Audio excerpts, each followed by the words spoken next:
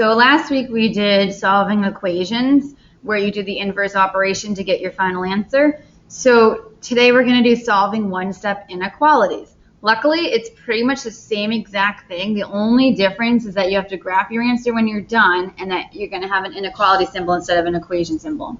So if you remember from last week, we're going to be doing inverses.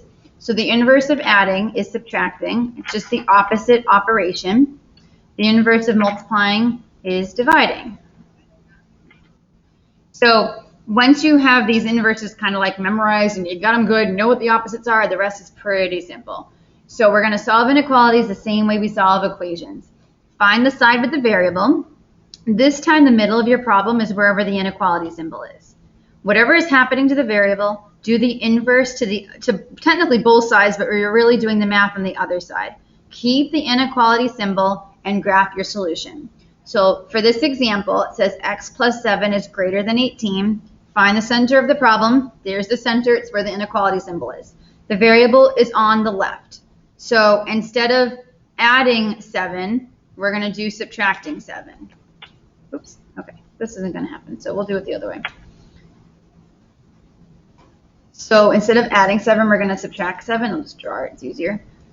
Minus 7. You have to do it on both sides, so the right and the left side of the inequality. So here's the inequality. I wrote it on the left, and I wrote it on the right.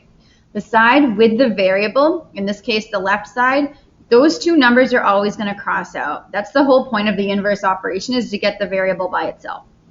So I'm left with x greater than, keep the same symbol, and then 18 minus 7, which is 11.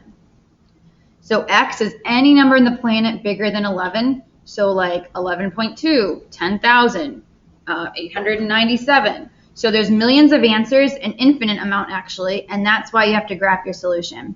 So you draw a number line, put a 0 in the middle. It's a positive 11, so put that on the right side of the 0. Doesn't really matter where. You have the greater than symbol. The greater than symbol is an open circle. So do an open circle on the 11. It says x is greater than 11, so all numbers to the right of 11. And you can also remember that because this arrow has to point in the same direction as your symbol.